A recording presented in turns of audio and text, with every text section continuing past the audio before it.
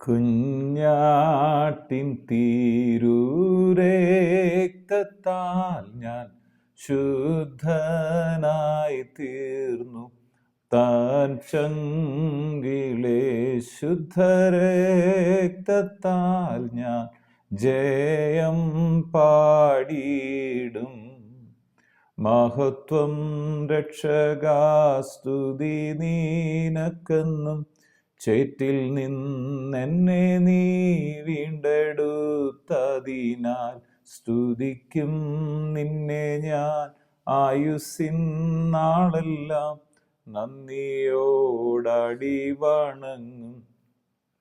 ആർപ്പോടു നിന്നെ ഘോഷിക്കും ഈ സിയോൻ യാത്രയിൽ. മുൻപോട്ടു തന്നെ ഓടുന്നു എൻ വിരുദിനായി. ലഭിക്കും നിശ്ചയം എൻ വിരുദനിക്ക്. ശത്രുക്കളാരുമേ കൊണ്ടുപോകയില്ല. പ്രാപിക്കും നന്നു ഞാൻ രാജൻ കയ്യിൽ നിന്നും. ദൂതന്മാരുടെ മധ്യത്തിൽ കുഞ്ഞാട്ടിൻ തിരു രക്തത്താൽ ഞാൻ ശുദ്ധനായി തീർന്നു. താൻ ചങ്കിലെ ശുദ്ധരക്തത്താൽ ഞാൻ ജയം പാടിയിടും. മഹത്വം രക്ഷകാസ്തുതി നീനക്കെന്നും. ചേറ്റിൽ നിന്നെന്നെ നീ വീണ്ടെടുത്തതിനാൽ സ്തുതിക്കും നിന്നെ ഞാൻ ആയുസ്സിൻ നാളെല്ലാം. നന്ദിയോടടി വണങ്ങും. വീണ്ടും വരുന്ന യേശു ക്രിസ്തുവിൻ്റെ നാമത്തിലുള്ള സ്നേഹ വന്ദനങ്ങളെ എല്ലാ പ്രിയപ്പെട്ടവരെയും ഈ സമയത്ത് അറിയിക്കുന്നു. യോഹന്നാൻ എഴുതിയ 1-ാം ലേഖനം, അത് 2-ാമത്തെ അധ്യായം 1-2 വാക്യങ്ങൾ. എൻ്റെ കുഞ്ഞുങ്ങളെ, നിങ്ങൾ പാപം ചെയ്യാതിരിപ്പാൻ ഞാനിത് നിങ്ങൾക്ക് എഴുതുന്നു. ഒരുത്തൻ പാപം ചെയ്തു എങ്കിലോ നീതിമാനായ യേശു ക്രിസ്തു എന്ന കാര്യസ്ഥൻ നമുക്ക് പിതാവിൻ്റെ അടുക്കൽ ഉണ്ട്. അവൻ നമ്മുടെ പാപങ്ങൾക്ക് പ്രായശ്ചിത്തം ആകുന്നു. നമ്മുടേതിന് മാത്രമല്ല, സർവ്വ ലോകത്തിൻ്റെയും പാപത്തിനും തന്നെ. യേശു ക്രിസ്തു ഈ ഭൂമിയിൽ വന്നത്, മത്തായി സുവിശേഷൻ പറയാണ്, അവൻ മുഴു ലോകത്തെയും രക്ഷിക്കാനിരിക്കുന്നത് കൊണ്ട്, പാപങ്ങളിൽ നിന്ന് രക്ഷിക്കാനിരിക്കുന്നത് കൊണ്ട് അവൻ യേശു എന്ന് പേർ വിളിക്കണം. യേശു ക്രിസ്തു ഒരു മതസ്ഥാപകനല്ല. യേശു ക്രിസ്തു സർവ്വ മാനവരാശിയുടെയും രക്ഷകനാണ്. അതാണ് ഈ വചനം പറയുന്നത്. മുഴു ലോകത്തിൻ്റെയും രക്ഷകനാണ് യേശു ക്രിസ്തു. നമ്മുടേതിന് മാത്രമല്ല, നമ്മുടെ പാപങ്ങൾക്ക് പ്രായശ്ചിത്തമാകുന്നു. നമ്മുടേതിന് മാത്രമല്ല, സർവ്വലോകത്തിൻ്റെയും പാപത്തിനും തന്നെ. പാപത്തിൻ്റെ പ്രായശ്ചിത്തം ഈ മുഴു ലോകത്തിനു വേണ്ടി ദൈവമൊരുക്കിയ ഒരു വഴിയേ ഉള്ളൂ. അത് യേശു ക്രിസ്തുവിൻ്റെ കാൽവർ ക്രൂശ് മരണത്തിലൂടെയാണ്. അതുകൊണ്ടാണ് 1 യോഹന്നാനിൽ തന്നെ പറയുന്നത്, യേശു ക്രിസ്തുവിൻ്റെ രക്തം സകല പാപവും പോക്കി നമ്മെ ശുദ്ധീകരിക്കുന്നു. ഇവിടെ ഒരു ചോദ്യം, യേശുവിനെ രക്ഷകനും കർത്താവുമായി അംഗീകരിച്ച ഒരു വ്യക്തിയെ സംബന്ധിച്ചോളം, അവൻ വീണ്ടും പാപത്തിൽ വീണാൽ, പാപം ചെയ്തു പോയാൽ അവന് ഇനിയും ഒരു രക്ഷയുണ്ടോ? അവൻ രക്ഷപ്പെടാൻ കഴിയുമോ? അതാണ് അതിൻ്റെ ഒരു മറുപടിയാണ് അപ്പോസ്തലൻ ഇവിടെ നൽകുന്നത്. എന്നെ കേൾക്കുന്ന പ്രിയപ്പെട്ടവരെ, നിങ്ങൾ യേശു ക്രിസ്തുവിനെ അനുസരിച്ച് ജീവിച്ച വ്യക്തിയായിരിക്കാം, രക്ഷകനും കർത്താവുമായി അംഗീകരിച്ച് ജീവിച്ച വ്യക്തിയായിരിക്കാം. പക്ഷെ നിങ്ങളുടെ ജീവിതത്തിൽ ഒരു പാപത്തിൻ്റെ അവസ്ഥ വന്ന് നിങ്ങളിപ്പോൾ ഒരു നിരാശയിൽ, ഒരു കുറ്റബോധത്തിൽ, ഭാരത്തിലാണ് ഇരിക്കുന്നതെങ്കിൽ, ഇന്ന് ഈ വചനം കേട്ടുകൊണ്ടിരിക്കും ധൈര്യത്തോടെ കുടഞ്ഞെഴുന്നേറ്റോണം. യേശു ക്രിസ്തുവിൻ്റെ രക്തം നിങ്ങൾക്ക് വേണ്ടി ഗുണകരമായി ഇന്നും പിതാവിൻ്റെ വലത്തു ഭാഗത്ത് വ്യാപരിക്കുന്നുണ്ട്. നിങ്ങളുടെ നീതിയിലല്ല നിങ്ങൾ നിൽക്കുന്നത്, പകരം യേശു ക്രിസ്തു കാൽവറിയിൽ ചൊരിഞ്ഞ രക്തത്തിൻ്റെ നീതിയിലും അവൻ്റെ വിശുദ്ധിയിലുമാണ് നാം നിൽക്കുന്നത്. അത് പാപം ചെയ്യാനുള്ള ലൈസൻസ് അല്ല.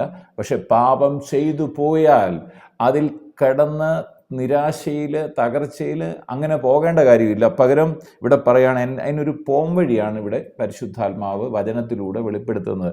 എൻ്റെ കുഞ്ഞുങ്ങളെ, നിങ്ങൾ പാപം ചെയ്യാതിരിപ്പാനാണ് ഞാനിത് നിങ്ങൾക്ക് എഴുതുന്നത്.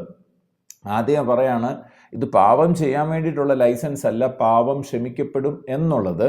പക്ഷെ പാപം ചെയ്യാതിരിക്കാൻ വേണ്ടിയിട്ടാണ് ഇത് പറയുന്നത്. ഒരുത്തൻ പാപം ചെയ്തുവെങ്കിലോ, യേശുവിനെ അറിഞ്ഞൊരാളൊരു പാപത്തിൽ പെട്ടുപോയെങ്കിലോ അവൻ നിത്യ നരകത്തിന് അവകാശിയായി തീരേണ്ട കാര്യമില്ല. അവിടെ പറയാണ് നീതിമാനായ യേശു ക്രിസ്തു എന്ന കാര്യസ്ഥൻ എവിടെ ഉണ്ട്? നമുക്ക് പിതാവിൻ്റെ അടുക്കലുണ്ട്. അവൻ അവിടെ പിതാവിൻ്റെ അടുത്ത് പ്രായശ്ചിത്തമായിട്ട് നിൽക്കുകയാണ്. അവൻ പാപം ചെയ്തു, അവനെ വിടുവിക്കണേ, രക്ഷിക്കണേ എന്ന് പറഞ്ഞ് പിതാവിൻ്റെ അടുക്കൽ നമുക്ക് വേണ്ടി ഒരു അഡ്വക്കേറ്റായി നിൽക്കുകയാണ്. അവൻ എന്ന് പറയണം, അവൻ നമ്മുടെ പാപങ്ങൾക്ക് പ്രായശ്ചിത്തമാണ്. പ്രായശ്ചിത്തം യേശു ചെയ്ത് കഴിഞ്ഞു. പക്ഷെ നമ്മുടേത് മാത്രമല്ല, ഇവിടെ പറയാണ് സർവ്വലോകത്തിൻ്റെയും പാപത്തിനു വേണ്ടി യേശു യാഗമായി തീർന്നു കഴിഞ്ഞു.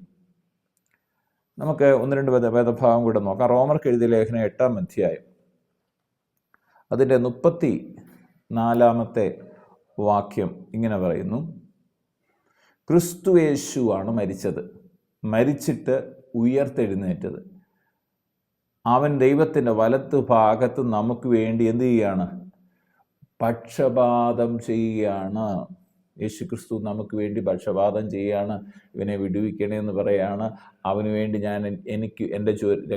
അവന് പകരമായി എൻ്റെ രക്തം ഇതാ തരുന്നു എന്ന് പറഞ്ഞ് അങ്ങനെ യേശു ക്രിസ്തു പിതാവിൻ്റെ വലത്ത് ഭാഗത്ത് നമുക്ക് വേണ്ടി സദാ പക്ഷപാതം ചെയ്യുന്നു എന്ന് വേദപുസ്തകം പറയുന്നു. അപ്പം പിന്നെ സദാ പക്ഷപാതം ചെയ്യുമ്പോൾ നമുക്കതിന്മേൽ വിടുതലുണ്ട് എന്നർത്ഥം തന്നെയാണ്. എബ്രായർ 7-ാം അധ്യായം അതിൻ്റെ 25-ാം വാക്യത്തിൽ പറയാണ് താൻ മുഖാന്തരമായി ദൈവത്തോട് അടുക്കുന്നവർക്ക് വേണ്ടി. യേശു ക്രിസ്തു മുഖാന്തരം ദൈവത്തോട് അടുക്കുന്ന ആരാണോ അവർക്ക് വേണ്ടി പക്ഷപാതം ചെയ്യാൻ. പക്ഷപാതം എന്ന് പറഞ്ഞാൽ പക്ഷം ചേർന്ന് വാദിക്കുക എന്ന്. കുഴപ്പക്കാരനാണ്, പക്ഷെ അദ്ദേഹത്തിൻ്റെ പക്ഷം ചേർന്ന് അങ്ങനെ അഡ്വക്കേറ്റിന് ജോലി ചെയ്തതാണ്. ഒരു കുഴപ്പം ചെയ്ത ആളെ, കുറ്റം ചെയ്ത ആളിനെ അവൻ്റെ കുറ്റം ക്ഷമിക്കാൻ അവന് വേണ്ടി വാദിക്കുകയാണ്. ഇവൻ തെറ്റുകാരനല്ല, പക്ഷം ചേർന്ന് അവൻ്റെ പക്ഷം ചേർന്ന് വാദിക്കാൻ. ഇന്ന് നമ്മുടെ പക്ഷം ചേർന്ന് വാദിക്കാൻ ആരും ഉണ്ടാവില്ല. നമുക്ക് വേണ്ടി പക്ഷം ചേർന്ന് വാദിക്കാൻ പിതാവിൻ്റെ വലത്തുഭാഗത്ത് ഒരാളുണ്ട്. അതുകൊണ്ട് നമ്മൾ കുറ്റബോധത്തിൽ കഴിയേണ്ട കാര്യം ഇവിടെ പറയുന്നത് താൻ മുഖാന്തരമായി ദൈവത്തോട് അടുക്കുന്നവർക്ക് വേണ്ടി താൻ മുഖാന്തരം യേശു ക്രിസ്തുവേ എന്ന് വിളിച്ച്, യേശു എനിക്ക് വേണ്ടി കാൽവറിയിൽ മരിച്ചടക്കപ്പെട്ട് ഉയർത്തെഴുന്നേറ്റു എന്ന് വിശ്വസിച്ച് യേശു ക്രിസ്തു മുഖാന്തരം യേശുവിനെ സ്വീകരിച്ച് യേശു ക്രിസ്തു മുഖാന്തരം ദൈവവചനായി തീർന്നവർക്ക് വേണ്ടി സദാ യേശു ജീവിക്കുന്നതിനാൽ അവരെ പൂർണ്ണമായി, എവിടെയെങ്കിലും താരാനല്ല, പരിപൂർണമായി വിടുവിക്കാൻ യേശു ക്രിസ്തു ശക്തനാകുന്നു. യോഹന്നാൻ എഴുതിയ സുവിശേഷം അതിൻ്റെ 14-ാമത്തെ അധ്യായം 16-ാമത്തെ വാക്യം പറയാണ് എന്നാൽ പിതാവിനോട് ഞാൻ ചോദിക്കും, സത്യത്തിൻ്റെ ആത്മാവെന്ന മറ്റൊരു കാര്യസ്ഥനെ എന്നേക്കും നിങ്ങളോട് കൂടെ ഇരിക്കണം. ആ കാര്യസ്ഥൻ എന്താ പറയുന്നത്? പാപത്തെക്കുറിച്ചും നീതിയെക്കുറിച്ചും ന്യായവിധിയെക്കുറിച്ചും നമുക്ക് ബോധം തരികയാണ്. ഈ വചനം എഴുതിയിരിക്കുന്നത് നമുക്ക് പാപം ചെയ്യാനുള്ള ലൈസൻസ് അല്ല, പാപം ചെയ്യാതെ ഇരിക്കാൻ വേണ്ടിയിട്ടാണ്. എന്നാൽ പാപം ചെയ്താലോ അത് കുറ്റബോധത്തിൽ ഇനി കഴിയേണ്ട യേശു ക്രിസ്തു എന്ന കാര്യസ്ഥൻ നമുക്ക് വേണ്ടി പിതാവിൻ്റെ വലത്ത് ഭാഗത്തുണ്ട്. അത് പരിശുദ്ധാത്മാവ് നമുക്ക് വെളിപ്പെടുത്തിരിക്കുകയാണ്. കൊലോസ്യർക്ക് എഴുതിയ ലേഖനം 1-ാം അധ്യായം 20-ാമത്തെ വചനം വായിക്കുമ്പോൾ, കൊലോസ്യർ 1:20 വായിക്കുമ്പോൾ അവിടെ പറയാണ് അവൻ മുഖാന്തരം സമാധാനം ഉണ്ടാക്കി. ആരാണ്? യേശു ക്രിസ്തു മുഖാന്തരം. പാപം ചെയ്ത് ദൈവദേശം നഷ്ടപ്പെടുത്തി പിതാവിനോടുള്ള ദൈവസന്നിധി നമ്മുടെ സമാധാനം നഷ്ടപ്പെട്ടെങ്കിൽ, ധൈര്യത്തോടെ നിൽക്കാൻ കഴിയുന്നില്ലെങ്കിൽ അവൻ മുഖാന്തരം, ആര് മുഖാന്തരമോ? യേശു ക്രിസ്തു മുഖാന്തരം നമുക്ക് സമാധാനം ഉണ്ടാക്കി. ഭൂമിയിലുള്ളതോ സ്വർഗത്തിലുള്ളതോ സകലത്തെയും അവനെ കൊണ്ട് തന്നോട് തന്നെ നിരപ്പിപ്പാനും ആർക്ക് പ്രസാദം തോന്നി? ദൈവത്തിന് പ്രസാദം തോന്നി. അങ്ങനെയാണ് നമ്മളെ രക്ഷിക്കപ്പെടുത്തിയത്. യോഹന്നാൻ സുവിശേഷം 11-ാം അധ്യായം അതിൻ്റെ 51-ാമത്തെ വാക്യത്തിൽ പറയാണ് അവൻ ഇത് സ്വയമായി പറഞ്ഞതല്ല, താൻ ഈ സംവത്സരത്തെ മഹാപുരോഹിതനാകൊണ്ട് ജനത്തിനു വേണ്ടി യേശു മരിക്കാനിരിക്കുന്നു എന്ന് പ്രവചിച്ചത്രേ. മുഴുവൻ ലോകത്തിന് വേണ്ടി യേശു ക്രിസ്തു കാൽവറിയിൽ അവരുടെ പാപ പരിഹാരത്തിന് വേണ്ടി മരിച്ചു, അടക്കപ്പെട്ടു, ഉയർത്തെഴുന്നേറ്റു. ഇന്ന് പിതാവിൻ്റെ വലത്ത് ഭാഗത്ത് നമുക്ക് വേണ്ടി ഒരു കാര്യസ്ഥനായി യേശു ക്രിസ്തു ഇരിക്കുന്നു. അതുകൊണ്ട് ധൈര്യത്തോടെ വിളിച്ചു പറയണം, യേശു ക്രിസ്തു മുഖാന്തരം എനിക്ക് പാപത്തിന്മേൽ ജയമുണ്ട്. യേശു ക്രിസ്തു മുഖാന്തരം ഇനി ഞാൻ പാപത്തിൽ കഴിയേണ്ട വ്യക്തിയല്ല. ഇതിനൊക്കെ നിങ്ങൾ കേട്ടുകൊണ്ടിരിക്കുമ്പോൾ നിങ്ങളൊരു പാപ സ്വഭാവത്തിന് അടിമപ്പെട്ട് നിങ്ങളുടെ ജീവിതം തകർന്നായിരിക്കുന്നെങ്കിൽ, നിങ്ങളൊരു നിരാശയിൽ, കുറ്റബോധത്തിൽ, ഭയത്തിൽ, ഭാരത്തിൽ, ഇനി മുന്നോട്ട് ജീവിതം നയിക്കാൻ ഭയത്തിലായിരിക്കുന്നെങ്കിൽ, ഒരു സുവാർത്ത ഞാൻ നിങ്ങളോട് പറയാം. പാപം ചെയ്യാതിരിപ്പാനാണ് ഇത് പറയുന്ന വചനം. എന്നാൽ ഒരുത്തൻ പാപം ചെയ്തുവെങ്കിലോ, നിങ്ങൾ പാപം ചെയ്തുവെങ്കിലോ, നീതിമാനായ യേശു ക്രിസ്തു എന്ന കാര്യസ്ഥൻ പിതാവിൻ്റെ അടുക്കൽ ഉണ്ട്. ആ യേശു ക്രിസ്തു നിങ്ങൾക്ക് വേണ്ടി പ്രായശ്ചിത്തമാകുന്നു.